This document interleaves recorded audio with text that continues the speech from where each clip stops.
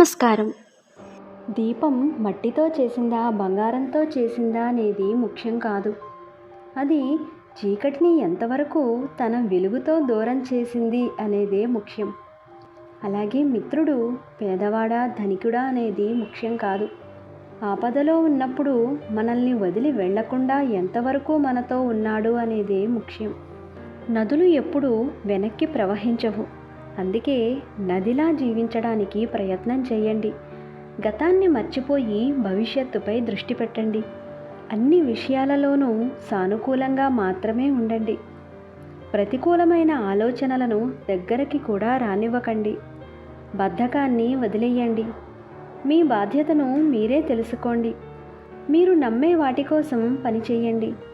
ఒకవేళ మీరు అలా చెయ్యకపోతే మీ అదృష్టాన్ని వేరొకరికి అప్పగించినట్టే. పరిస్థితిని బట్టే ప్రతీదీ అందంగా మారుతుంది. ఉదయం 9 గంటలకు స్కూల్ బెల్ విసుగు తెప్పిస్తే అదే బెల్ సాయంత్రం 4 గంటలకు చాలా మధురంగా వినిపిస్తుంది.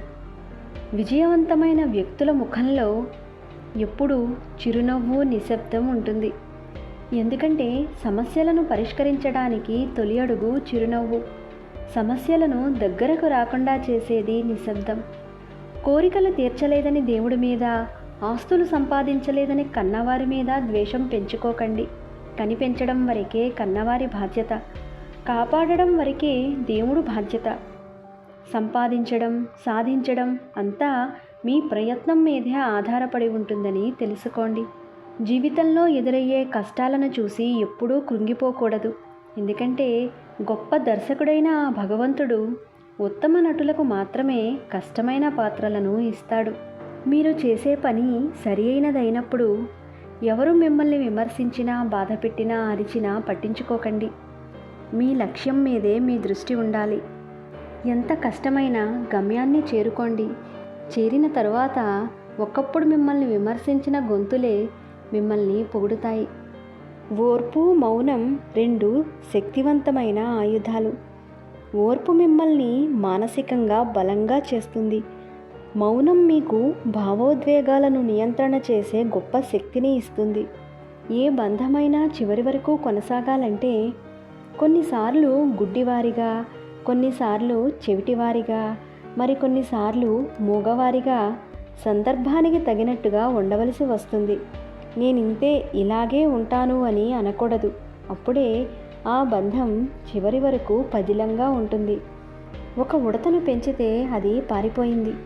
చిలకను పెంచితే ఎగిరిపోయింది. తరువాత ఒక మొక్కను పెంచితే అవి 2 వచ్చి చేరుకుంటాయి. జీవితం కూడా అంతే. ఎప్పుడూ సంపద కోసం, గౌరవం కోసం ప్రాకులాడకూడదు. ముందుగా జీవితంలో నిన్ను నువ్వు నిరూపించుకో. అప్పుడు సంపద, గౌరవం అవే నిన్ను వచ్చి చేరుకుంటాయి. 10 మంది మధ్యలో కూర్చుని ఒకరి గురించి చెడుగా మాట్లాడడం కన్నా ఒంటరిగా కూర్చుని ఒక మంచి పుస్తకం చదవడం అలవాటు చేసుకో. అది నీకు మేలు చేస్తుంది. సంస్కారం అంటే ఓపికగా వినటం, మర్యాదగా మాట్లాడటం, ప్రేమగా పలకరించడం, ప్రతి ఒక్కరిని గౌరవించటం. మనిషి కన్నా విలువైనది మనస్సు. ఆవేశం కన్నా విలువైనది ఆలోచన. కోపం కన్నా విలువైనది జాలి. స్వార్థం కన్నా విలువైనది త్యాగం. మీ లక్ష్యం కోసం పోరాడండి. కష్టాలను ధైర్యంతో ఎదుర్కోండి. ఓటమిని విజయంగా మార్చండి. మీలోని శక్తిని నమ్మండి. ప్రతి అడుగు ముందడుగే కావాలి. మీ కలను నిజం చేసుకోండి. ఆత్మవిశ్వాసంతో ముందుకు సాగిపోండి. ఓటమి నేర్పిన పాఠాలను మరువకండి. విజయం మీకోసం ఎదురుచూస్తోంది. లక్ష్యాన్ని చేరే వరకు మీ ప్రయాణాన్ని ఆపకండి. ప్రతి క్షణం మీ లక్ష్యాన్ని చేరుకోవటానికి శ్రమించండి. ఓడిపోతే గెలవడం నేర్చుకోవాలి. మోసపోతే జాగ్రత్తగా ఉండడం నేర్చుకోవాలి. చెడిపోతే ఎలా బాగుపడాలో నేర్చుకోవాలి.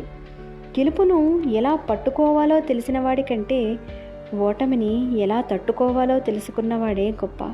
నేను చెప్పిన అంశాలు మీకు నిజమే అనిపిస్తే ట్రూ అని కామెంట్ చేయండి. మంచి విషయాలను అందరికీ షేర్ చేయండి. మరొక మంచి అంశంతో మళ్ళీ కలుద్దాం. నమస్కారం.